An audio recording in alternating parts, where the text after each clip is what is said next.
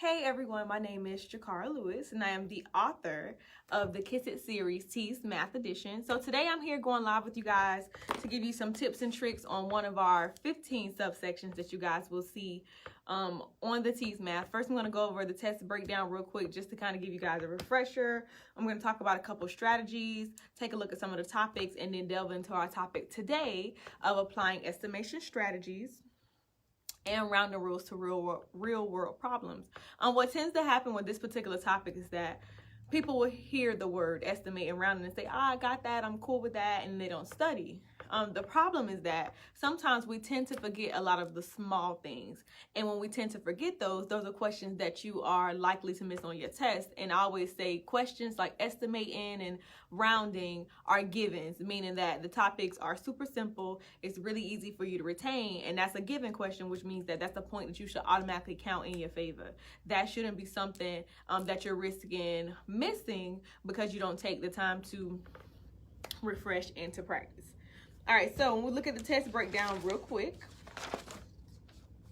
you guys are given 36 questions in the math portion. Of the 36 questions, 32 of those are going to be scored. You guys are allotted 54 minutes to complete this task, and you guys are given a 4-function calculator. So I don't actually have a calculator with me, but for my next live, I'll make sure I have it so you guys can see. It's really important that you guys are practicing with the 4-function calculators because you want to practice just as you're going to test, meaning that you should be very familiar with the structure of the 4-function calculator. You should know what all the symbols look like. You should know what it means, how to be able to clear the memory so that you're not making mistakes during your test. This is so important, and I cannot stress it enough. They literally have the calculators for $1 at Walmart. I placed a picture of it sometime back in our feed, so if you haven't seen it, make sure you guys scroll back so that you can see it, so that you can use it as you practice. And of course, we know practicing is going to be the #1 thing that's in your favor so that you can see what your strengths and what your weaknesses are. In terms of topics, overall for the math portion, there are going to be 15 topics that the test actually touches on. It's broken down into 2 major sections: numbers and algebra, which is going to equate for 23 of the questions, and measurement and data, which is going to account for 9 questions. So the way that I formatted the book is broken down into 5 clusters. What I did was I took the topics based on how similar they were, and I grouped them together so that you were able to sync them. So it's so much easier to retain. And that's going to be the biggest thing for this test, is retention. Sometimes people study and they don't retain anything that they study, and that's not a good way for you to prep for a test. So you always want to study with the intent of retention. Retention means that you memorize it, you can apply it, you understand that if I do a topic today, 5 days later, I can still do it because the information has been retained.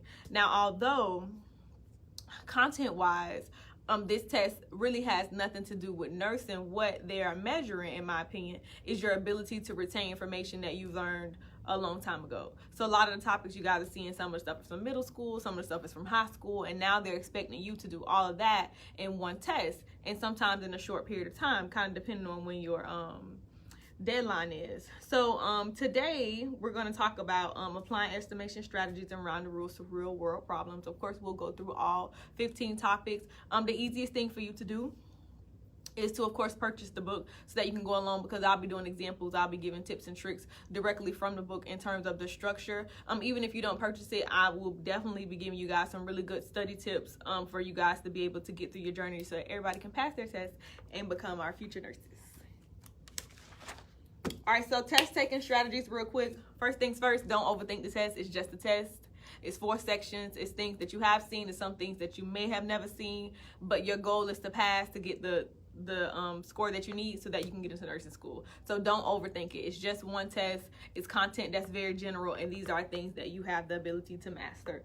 And speaking of, our second strategy is going to be to master the content. So in mastering the content, one thing that we have to recognize, we as humans, we tend to get nervous when we are unsure about things and when we don't have confidence in ourselves. And we're always confident in ourselves when we know what we're doing. So if you master the content, if you get in the space to where you can see a problem and you automatically know how you're supposed to start it, how you're supposed to execute it, what it's supposed to look like when you're finished, you've mastered the content. And that's definitely a skill that you want to use for this test. You definitely want to master this content so that as you're going through your test, you're not nervous, your anxiety isn't taking over, and you're less likely to make a mistake because you understand what you're supposed to do when you see a problem. You know how to see it through, and you know how to execute it properly.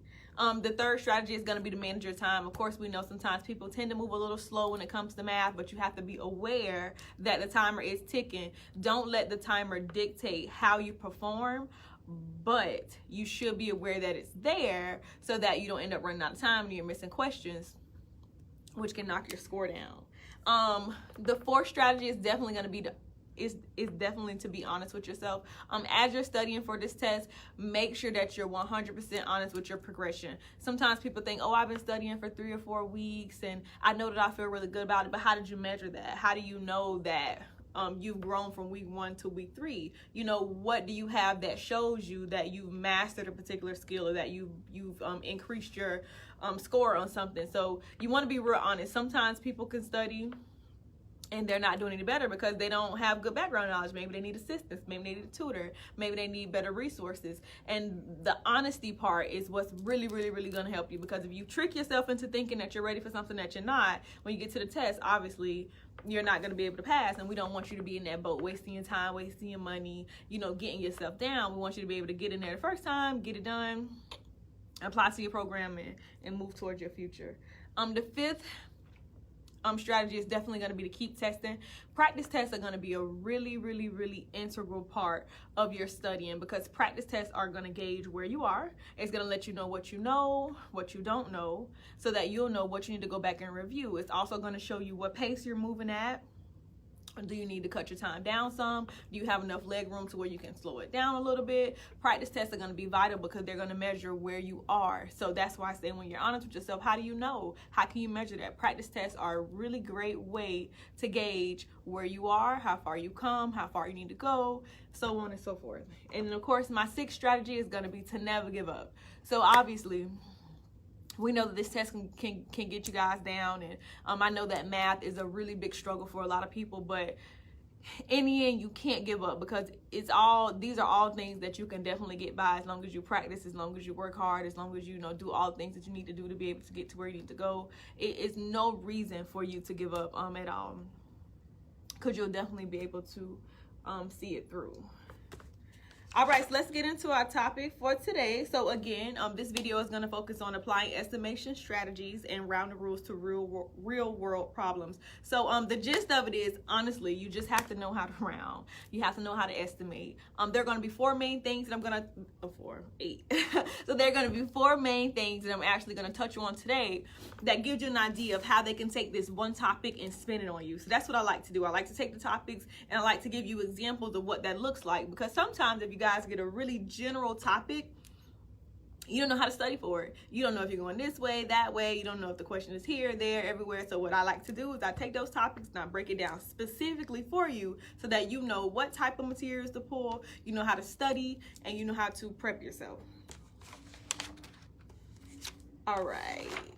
So if we take a look at estimation and rounding, there are 4 main things that you guys are going to have to know how to do in reference to this topic. So you're going to have to know how to round whole numbers and decimals. You're going to have to know how to simplify a radical. You're going to have to know how to choose an appropriate tool of measure. And you're also going to have to know how to estimate the mass, length and width of everyday objects. So those are 4 different scenarios that they could put you guys in, and I want to make sure that you guys have all the tips, tricks, and tools that you need to be able to get through these particular problems. So the very first topic that we're going to look at today is how's my handwriting? Is it like not pretty? Probably not. How to round whole numbers and decimals. This is definitely super important because people always, even when they come to me, oh, I know how to round, I'm really good with it, I promise I got it, and I give them a couple practice questions and they don't get them all right. So we always want to make sure that even if it's a topic that you really swear you know, practice. Give yourself 10 questions. If you can get at least 8 out of 10 right, then I feel like you're good, even though you should be going for a 10 out of 10. You always have to gauge where you are. Even if you think you know a particular topic, test yourself. It's nothing. If you know it and you get them all right, you're good to go. If you're a little rocky, then that kind of lets you know that you need to double back and look at it again. All right, so in the book, I include a place value chart. You guys can always find these types of charts right here, right on Google. What it's gonna do is it's gonna focus on our different place values, and you have to know our whole numbers as well as the decimals. So I started at 100,000s, went down to 10,000s, thousands, hundreds, tens, ones, of course. Now, once we go to the other side of the decimal, this is where it gets tricky, because sometimes people forget that it goes strictly to tenths. It's no such thing as ones, and you have to make sure you're aware of that. So it's tenths, hundreds, thousands, 10,000s, and 100,000. And of course, the difference between the two is going to be the decimal end is always going to have that THS on the end. Make sure you guys pull a chart with this on it so that you know exactly what the place values are, because the question can be as simple as them giving you a number and asking you to round it. I don't want you to get into a space to where you get a question like that and you miss it because you made such a really simple mistake. You really want to put yourself in the best scenario possible to be able to get the highest score that you need. All right, so when we talk about KISS IT, all my books are going to revolve around this particular saying, KISS IT, which is keep it super simple. I always dumb my math down. And when I say dumb down, I don't mean it in a bad way, meaning it that I want you to be able to master this skill in the least number of steps as possible. So that's why I always say keep it super simple. I don't like to project information in reference to math that makes you overthink it and it's all over your head. You know how you get to teachers sometimes, they make it so hard. And that's one thing that I strive not to do. So if you do purchase the book, you'll see that every single topic that's included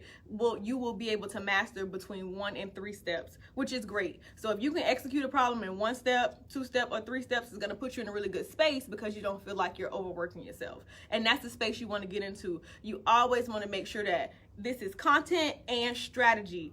You have to strategize because you have to figure out the best way that you can answer a question, the best way that you can execute it. It doesn't have to be exactly the way that I show you. I'm not the type of instructor that feels like what I say goes and you have to do it my way. No, we tailor it to what your strengths are. We always want to play on your strengths. So there are some things, even though you may not like math, it's some things in math that you like and that you're good at. And you have to gravitate towards that. And you have to see how that plays into other topics that you have to master. So if we go through an example, let's just say if they give us a number, 365,192, 4,875, 10,000. All right, so say they give us this number, right? Can y'all see that? Let me see. My comma look funny. All right, let me make it smaller.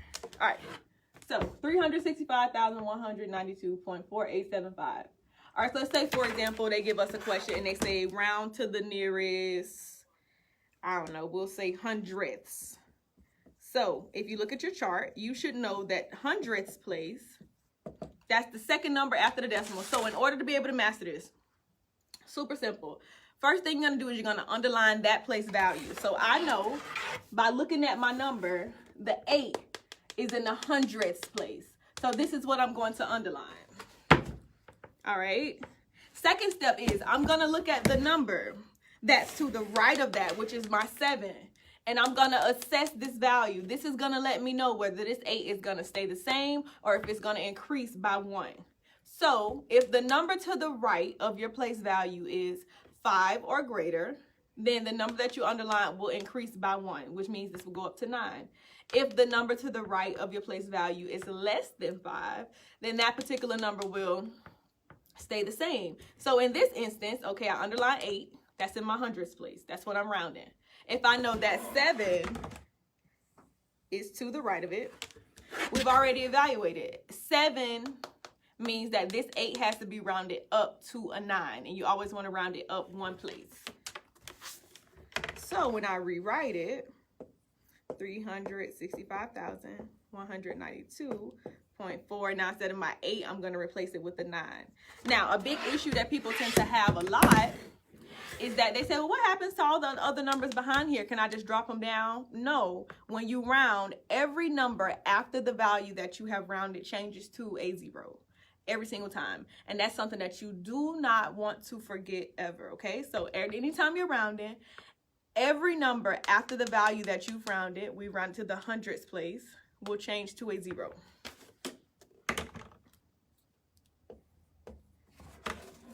So this would be our answer. Now, sometimes you may actually see this number without the zeros at the end. It's still the same exact thing. So if they have 365,000, does that look backwards? I hope it doesn't look backwards. Like, I hope y'all can see how I'm seeing it. 192.49, if they took the zeros off, it would still literally be the same thing. So zeros, hey, how you doing? Zeros at the end of a value after a decimal don't change its value. All the time. How y'all doing today? Y'all looking for something in particular? Oh, they over here. This is really good. Oh, I wish we had this in blue and gold instead of me ordering on Amazon. All right, so say if we had another example, let's say if I had 265,186, and I said let's round it to the nearest thousands place. So we know, oh, y'all okay? So we know if we look at our steps in our kit set, the first thing we're gonna do, if I have 265,186, it is backwards. So maybe I gotta, really? Okay, well, I gotta figure out how to fix that. I'll figure it out though. But good that you're still following. I don't know how to write backwards. I don't know how to do that. I'll figure it out. Okay, so if I have 265,182 and I say, okay, let's round to the nearest thousands. I know that 5 is in my thousands place, right? So I'm going to underline my 5. So we're going to look to the right of the 5. Oh, it is backwards. That's crazy though that it's backwards like that. Oh, because it's a camera. Okay. All right, so we're going to look to the right of the 5. So we're going to underline the 1. So we know that if the value to the right of our place value that we're rounding is 5 or more, we round up. We know that if it's less than 5, the number is going to stay the same. So since this is a 1, that means that this 5 is going to stay the same. And of course, we know that every value after the 5 is going to change to a 0. That's something that you guys cannot forget. So when you guys are rounding, every value after the place value that you underline has to change to a 0. So that rounds to 265,000. All right, so again, concept-wise, this is a topic that is very easy for you guys to retain, but you still want to make sure that you review it because sometimes people have a really hard time memorizing the place value chart. So if you missed it, if you're just tuning in, you guys can Google place value charts just like this, and you need to make sure that you memorize it from the front of the decimal to the back of the decimal so that it puts you in a good space, because these are questions that I consider to be givens. I don't want you to get to your test and miss it just because you forgot your place values or you make a really simple mistake. This is definitely something that you should count towards your score going up and not going down. And of course, if you guys have any questions as I'm doing this, feel free to write it in the comments and I'll definitely go over it with you. All right, so the second topic is going to be simplifying radicals.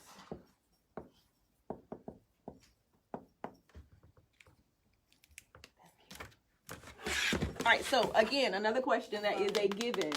Simplifying radicals. What tends to happen with these questions is that people will overthink them when you guys are not using the tools that they give you. So don't forget, for this test, you guys are provided with a 4-function calculator that's actually built into the test. Some testing sites give you a physical calculator, but more than likely you guys will... Oh, no, you're okay. You can try right here. Just step over the thing. Yeah. Oh, they're right now. I know that she got one. Got it? Y'all get cute. Thank you.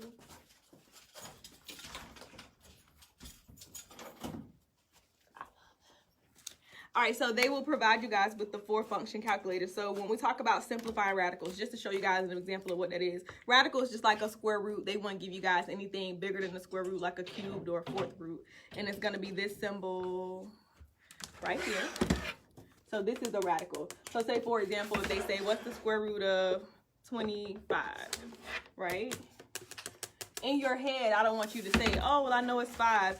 Every single question that you do on this test, use your calculator.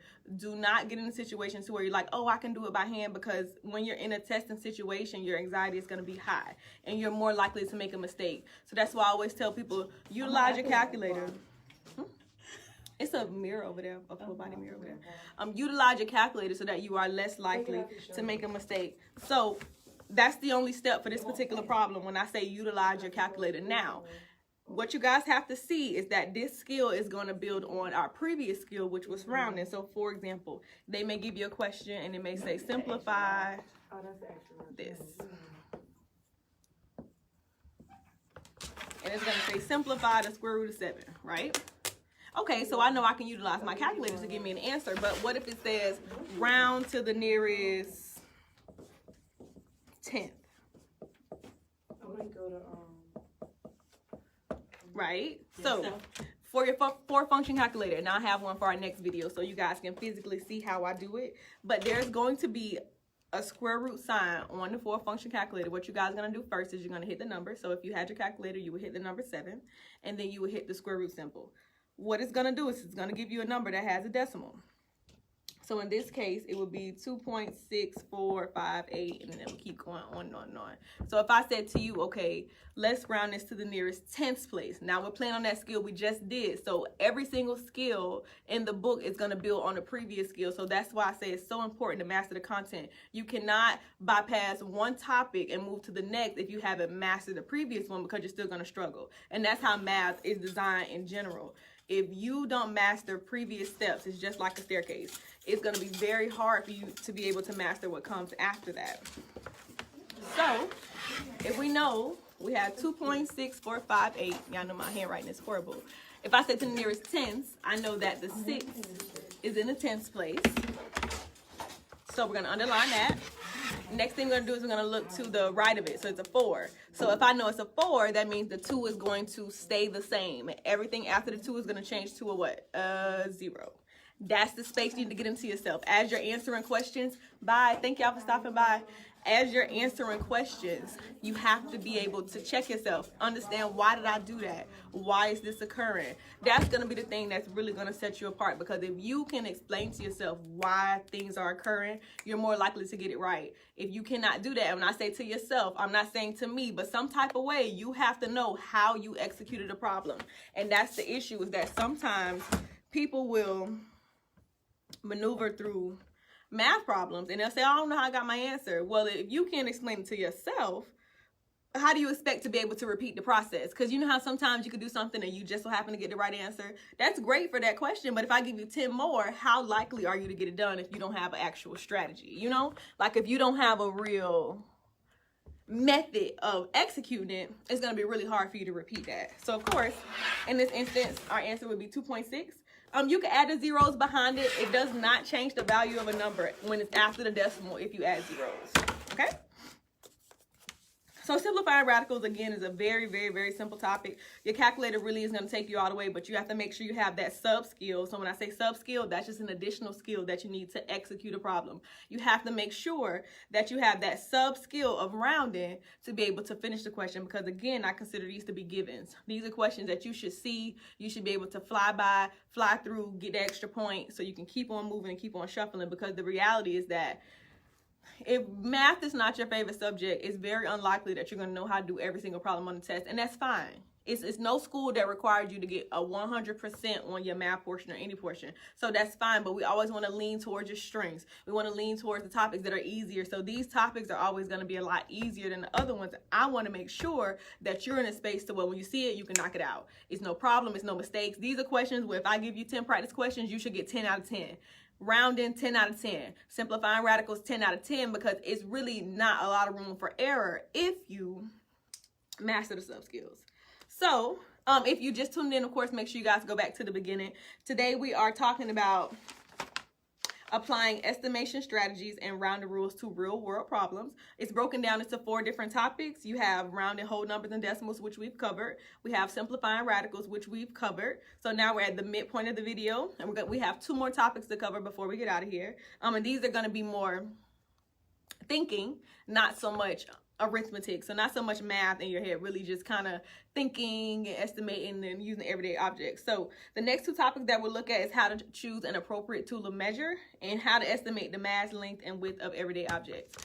So when we talk about choosing an appropriate tool of measure, if you guys have ever taken a TEAS test, or if you ever had a practice test, you may run to a particular question and it may say something like this: what's the best unit of measure for the mass of a small shoe? Or what's the best unit of measure for the height of a refrigerator? Or what's the best unit of measure for the volume of water in the swimming pool? So when they say the best unit of measure, what they're trying to do is they're trying to gauge in your mind, how do you know how close your measurements are in terms of choosing the appropriate tool? So with this one, we're going to have 3 steps. You're going to identify the unit of measure. So first things first is you have to know the difference between length, volume, and weight. And that's just going to come in terms of the unit. So when we talk about length, inches, feet, yards, miles, meters, that's going to be length. That's measuring how long something is, how wide something is. You have to know how to distinguish between length, volume, and mass. We talk about volume, we have liters, we have gallons, we have quarts, we have pints, we have ounces. It's so many different things that volume that can fall under volume. So again, when we're choosing the appropriate tools of measure, these units are Jesus. Oh, sorry. All right. The units are what's going to lead you in the right direction. So again, make sure you can distinguish between length, volume, and weight just by looking at the units, because that's going to help you with that strategy of process of elimination. A lot of the times when you have 4 answers, 2 of them are completely off. One of them is a real good answer, and then another one is the best answer. You have to be able to distinguish between those, and that starts with eliminating the 2 that don't fit at all. We talk about weight and mass. We have grams. Ounces also falls under mass as well. We have pounds, we have tons, we have kilograms, we have so many other different things that fall under that. So again, make sure you guys are able to distinguish between those 2. We talk about tools of measure. We talk about length. We have rulers, we have meter sticks, we have calipers. If you guys Google it, a caliper is like a really precise measuring tool that's used to make really precise measurements. Make sure you guys are aware of the different type of tools. It's not a topic where you should like go crazy and like Google all different types. It's just a couple random ones, more of the normal ones. A caliper is something that we're not really familiar with because we don't use it in everyday life, but I've seen it on a couple of practice tests, so that's why I included it in the book. A yardstick, measuring tape, and again, these are going to go in reference to length. Volumes, we have pipettes, burets, graduated cylinders, flasks, and beakers, and these are all things that you guys should be familiar with. These are things you guys should have used in your science labs. Some type of way you should have been exposed to them, and we just know they're used to hold liquids. And of course, we have weight and mass. We have scales, we have balances, measuring cups, measuring spoons, and of course, mass, we know, like weight, things like that. So in order to get through this topic, first thing you have to do is identify the unit of measure. So understanding when you get a question, are they asking me for the length of something? Are they asking me for the mass of something? Or are they asking me for the volume? That's the first thing you want to get in your head, right? All right. Step 2 is you want to eliminate the measures that don't fit, because remember, this test is completely multiple choice. So you always want to strategize. I have to keep bringing that in your head. Strategizing is going to be half of the test. Content is going to be the other half.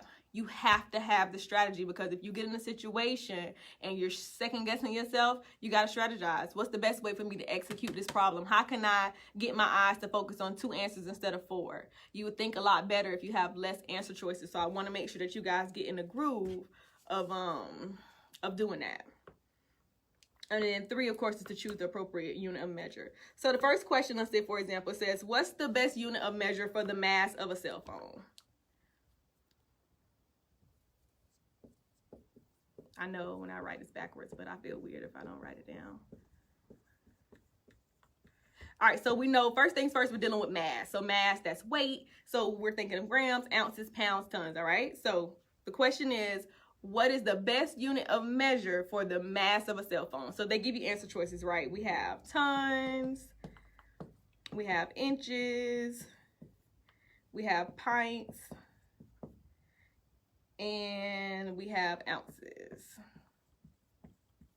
So just looking at the answer choices, if I know that I'm measuring mass, what two units can I automatically eliminate because they do not fall under mass? Well, I know for sure inches measures length. They're asking me for mass, so inches, that's already gone. What else? All right, we have tons, we have pints, and we have ounces. Well, I know that pints, that measures volume, so that's out of the door. So now I'm stuck with tons and I'm stuck with ounces. So I know that both of these are gonna measure mass, right? They both can calculate things in terms of weight. Now they're saying, okay, if you know that tons and ounces both measure mass, which one of those is gonna be the most appropriate? So when they say most appropriate, they're not saying that you can't calculate it using either one of those units, because you can. In the situation, which one is the most appropriate? So if I think, okay, my cell phone, am I going to measure that in tons? Or am I going to measure that in ounces? Now, normally somebody would say, well, I know that tons, that just sounds really big. It is. 1 ton is 2,000 pounds. I have ounces. I know that 16 ounces is 1 pound. So given a scenario, would it be more useful for me to measure the mass of a cell phone in tons or ounces? And of course, we know the answer would be what?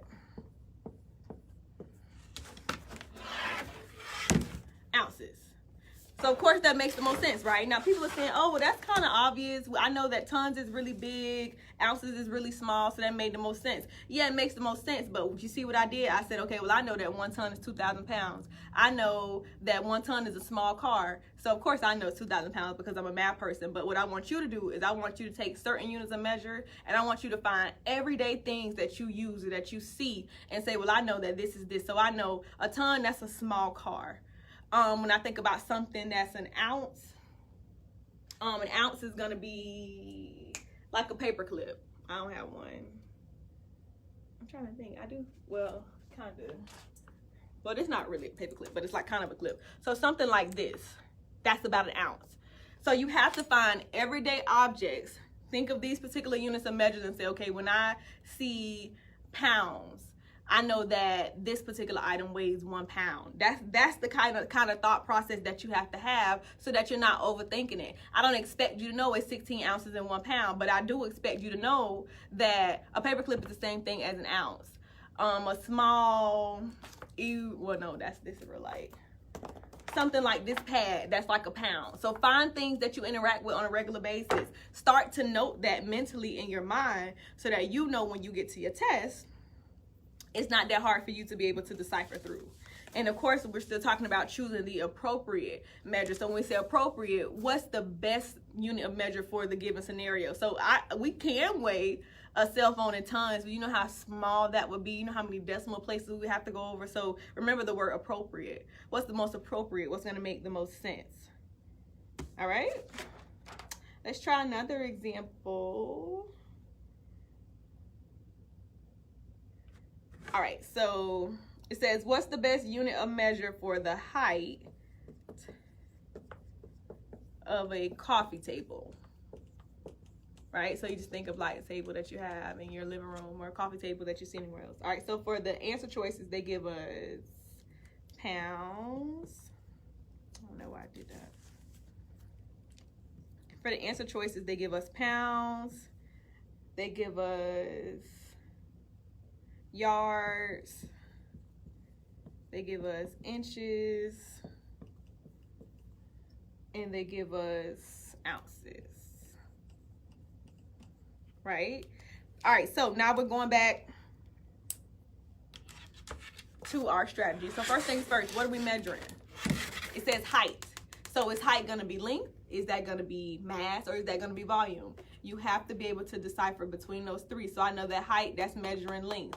So now in my head, now I know there are certain units that fall under length, and that's what I'm going to be looking for, which takes us to our second step. Your second step is to eliminate the unit of measures that don't match what we're trying to do. So we have pounds, we have yards, we have inches, and we have ounces. Well, I know that pounds measures what? That measures mass, so that's out of the door. I know that ounces measures mass, so that's out of the door. So we're automatically going to eliminate those two. So now I have yards and I have inches. So I'm thinking, okay, they both measure length, right? Now we're thinking, okay, a typical coffee table. I know in my head, okay, inches is pretty small. I know a ruler, that's 12 inches. Okay, I have that in the back of my head. That's a really good way to remember inches. A ruler is 12 inches. Okay, yards. Okay, so for me being a math person, I know that it's 3 feet and 1 yard. Jesus, you know what I'm talking about. So in my head, I say, okay, a yard, that's 3 rulers long. So now think about a coffee table. Now, would a coffee table more likely be closer to the height of 1 or 2 rulers, or would you have to do 3 rulers? Or find something that's the same length as a yard, something that you deal with on a regular basis, and compare that to. So for this particular scenario, the most appropriate tool of measure would be what? What do y'all think? Give me a comment. Would it be yards or would it be inches? Before I show y'all the answer, I do want y'all to participate. I know it's my first video, and I have 14 more to go. Not today though. So if we're measuring the height of a coffee table between yards and inches, what do you guys think the most appropriate tool of measure would be? Would it be yards or would it be inches? What do y'all think?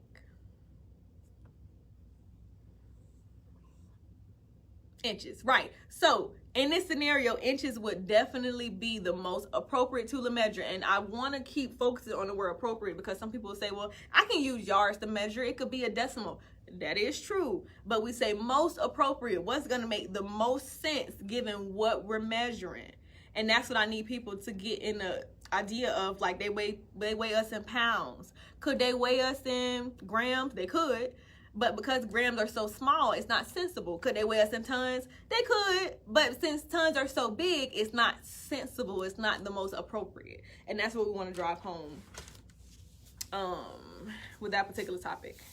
And that rolls us into our 4th topic, which is going to be estimating the length, mass, or volume of everyday objects. So now we're using that same skill. Now we're trying to figure out, okay, what's the most appropriate unit? Where is it taking us? Now they add numbers to it. So now they're saying, okay, let's gauge how good are you at this skill. Okay, we know that you know that length is inches and feet and yards, and we know that you know that mass is pounds and ounces. Okay, let's put that skill to the test. Let's see how precise can you get. If I give you units that are all mass, if I give you units that are all length, if I give you units that are all volume, can you decipher which one would be the most appropriate? And then I'll give you guys an example. Okay? All right, so for example, let me see the page. I am not. All right, so for example, it says estimate the height of a standard refrigerator. All right, so we're thinking, okay, we all have fridges in our homes. We have an idea of about how tall that is, right? So we have 1.75 feet. We have 1.75 yards. We have 1.75 kilometers. And we have 1.75 centimeters. All right, so same thing. We need to eliminate what's not making sense. Given this scenario, now I'm looking for the height of a refrigerator, right? They gave us feet, they gave us yards, they gave us kilometers, and they gave us centimeters, right? Well, those all measure height. So I can't eliminate it given that. Now I'm gonna zoom in on the particular units that they gave me, and I'm gonna try to figure out, okay, well, which ones aren't making sense? So we have feet. Okay, I know feet, that's dealing with rulers. Okay, we can kind of keep that in there. That may be sensible. Yards. Okay, that's still a couple rulers. I'm still dealing with that. Kilometers. Kilometers are really close to a mile. So I know when I see that, that's too big. Too big. So that automatically has to go. So if of course we know a mile is really long, right? A kilometer is basically almost the same as a mile. It's just a little off. It's just a different metric system. So we can eliminate that. We have 1.75 centimeters. But we all know that centimeters are super small. So we can automatically eliminate that as well. So now I'm stuck with 1.75 feet and 1.75 yards. So again, my go-to for feet is a ruler. That's just always my go-to because that's something that I utilize on a regular basis. Does it have to be the same thing for you? No. If you can find something, I want to say, I think this part of our arm is about a foot long. I believe so. Your forearm. I think you could take a ruler. It's about a foot. So even if you use this as a reference for you, So we're thinking a fridge, right? I'm pretty sure. So a fridge is taller than me. It's going to be 1.75 feet or 1.75 yards. So remember, 1 foot is a ruler. 3 rulers or 3 feet is 1 yard. So what do y'all think the answer is? Do you think a refrigerator is about 1.75 feet or do you think it's about 1.75 yards? Let me know what you guys think. So the height of a standard refrigerator, would it be 1.75 feet or 1.75 yards?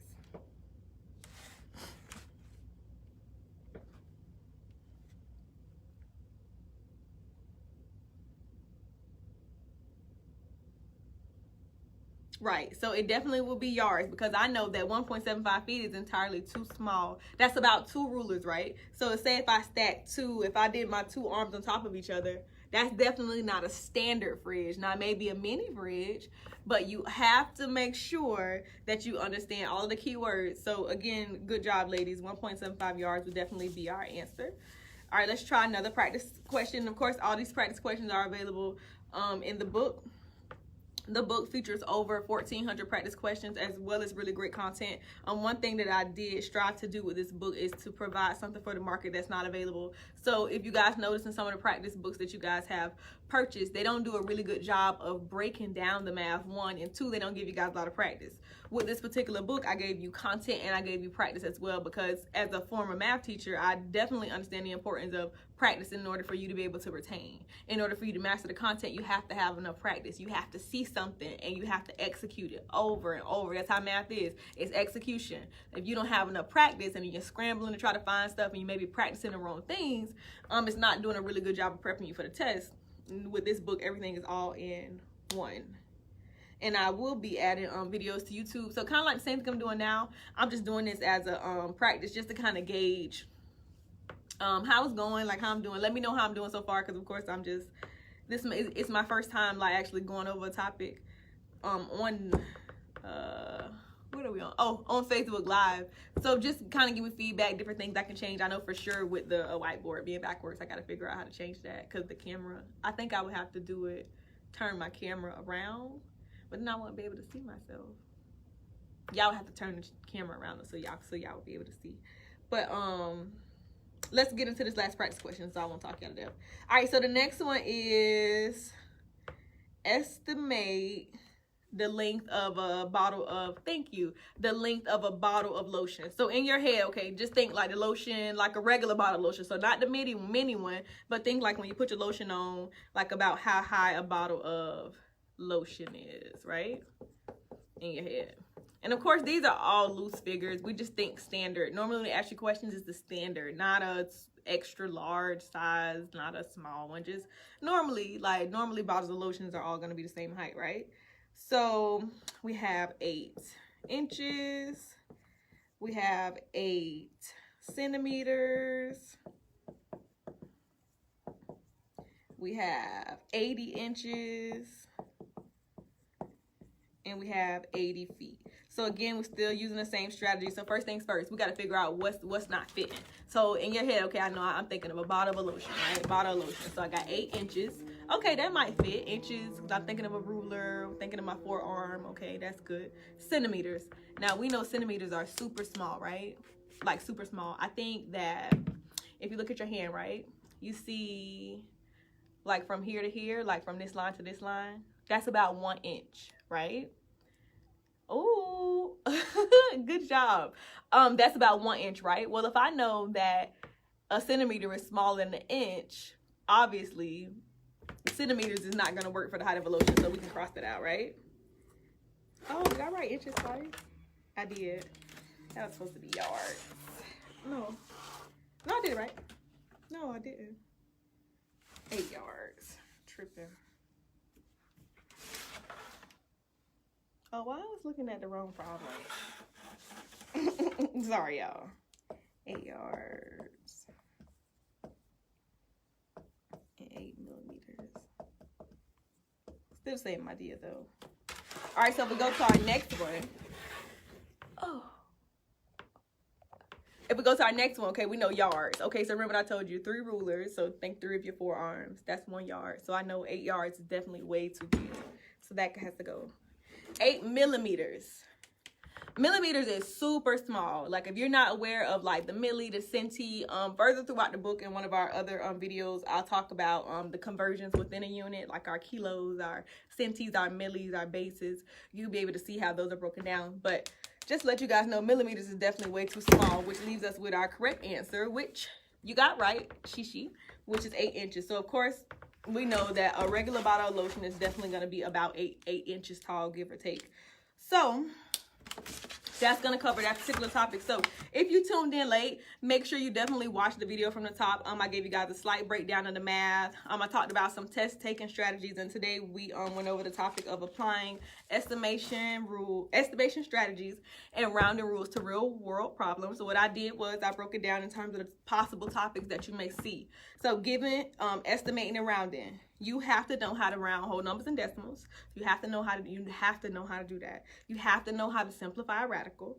You have to know how to choose an appropriate tool of measure, and you also have to know how to estimate the mass, length, or width of everyday objects. So all of these possible questions fall under this one topic. And applying estimation strategies and rounding rules is not a really big topic on the test. It's not something where you'll have a whole bunch of questions. Maybe you'll have 2. If you had a chance to go ahead and do the diagnostic test, you would have noticed that questions 1 and 2 were under this particular topic. So real quick before I go, let's do a practice question. So it says, which unit is best when estimating the weight of a small child? So we have grams, we have liters, we have feet, and we have kilograms. So what do you guys think? So we think of a small child. So a small child. We have grams, liters, feet, and kilograms. What do y'all think would be the best unit of measure? Let me write it down. I have to write everything down. Have it. Grams, liters, feet, kilograms. So if we think of the strategy, first things first is we need to eliminate what doesn't fit. If they're asking us to find the weight of a small child, that's mass. So if I know I have grams, liters, feet, and kilograms, well, I know that liters doesn't fit because that measures volume, right? I know that feet isn't going to fit because that measures length. So now I'm left with grams, I'm left with kilograms. Remember what I told you guys? Did I say it about an ounce? Not even remembering. It's a gram though. Okay, so a paper clip is about 1 gram, not 1 ounce. I don't know why I said it earlier. So that's way too small, right? So of course, like she said, kilograms is definitely going to be the best unit of measure for the weight of a small child. Is that going to be a unit that everybody uses? No. But given a scenario, remember you're choosing what's the most appropriate. If you haven't had a chance to go ahead and take the diagnostic, I'll leave it pinned. I'm going to add it to the file so it's always available, because what it does is it gauges where you are. I always like for you to have an idea of where you are before you start studying, so that you're not just studying in the blind. I mean, even though I do recommend that you review every topic, at least you'll know what your strengths and what your weaknesses are, so you don't feel so down.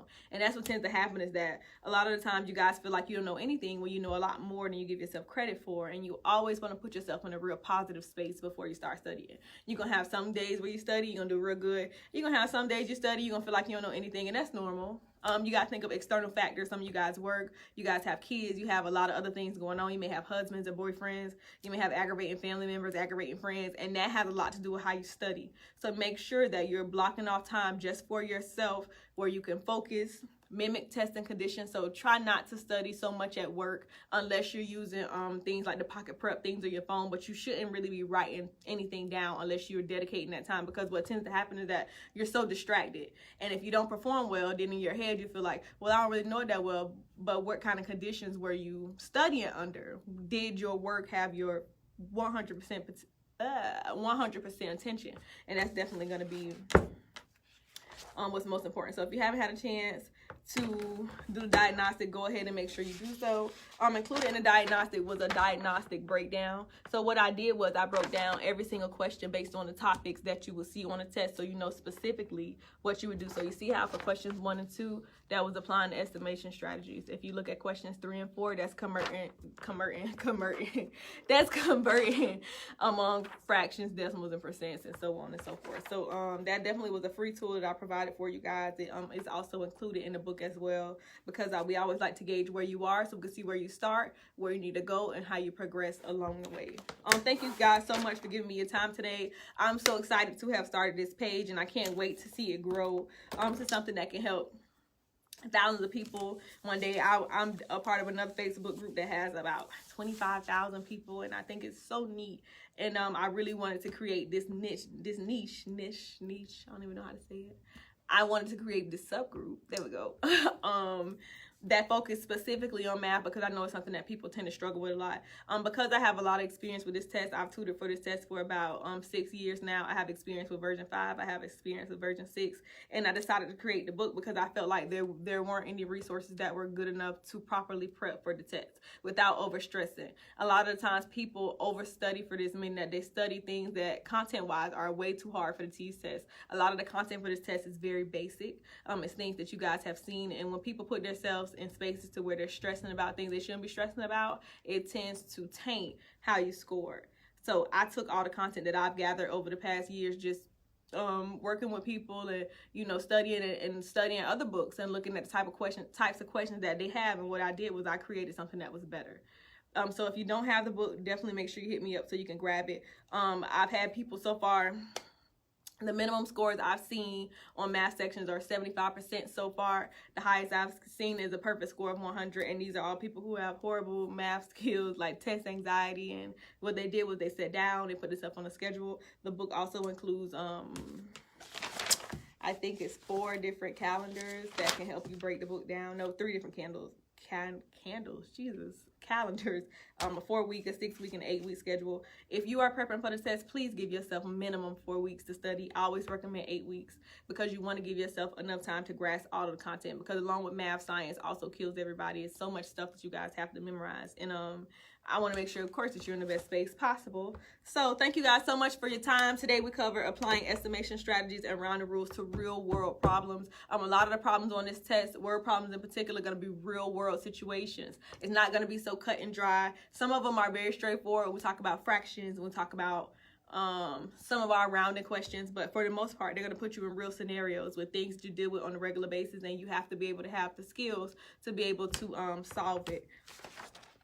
So I'll be back probably tomorrow with our next topic, which is converting fractions, decimals, and percents. Definitely what I consider to be a hot topic because it's a sub skill that you have to use on so many other different types of questions, along with what we did today. So rounding is a sub skill that I consider a hot topic, which means that it rolls over into so many other things that you have to do for the test. You have to know how to round. Have to.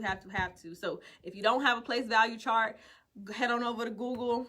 Place value chart PDF, download it, print it, because you need a physical copy.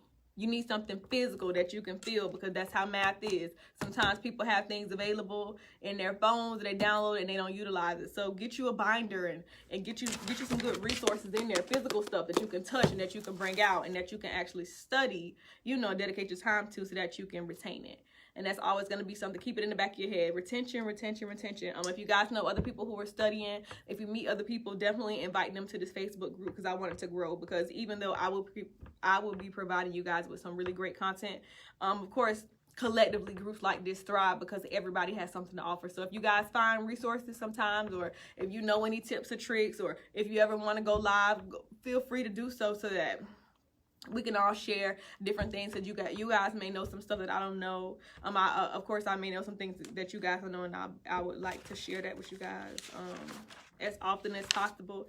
I definitely want to help everybody to be able to pass their TEAS test, because I don't want it to stress y'all out. I want y'all to all be great future nurses. So again, thank you guys so much for your time.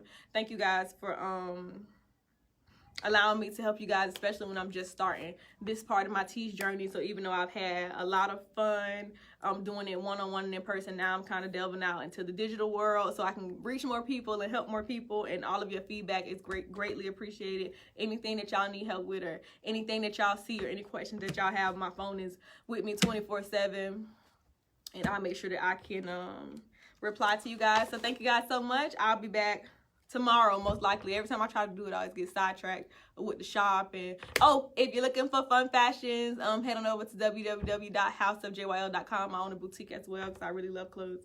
So if you have any questions, normally anything that I'm wearing, everything that I wear is from here.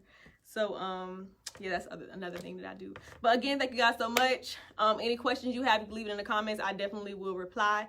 And hopefully, if I don't get sidetracked tomorrow, I'll see you guys tomorrow. We're talking about converting between fractions, decimals, and percents. If you haven't gotten a diagnostic test done, make sure you go ahead and do it and post your scores so we can go ahead and get through some of those questions that you missed and get you on the right way. If you would like to purchase the workbook, you can inbox me directly and we'll get one to you so you can start practicing so we can get you the T score that you need to pass.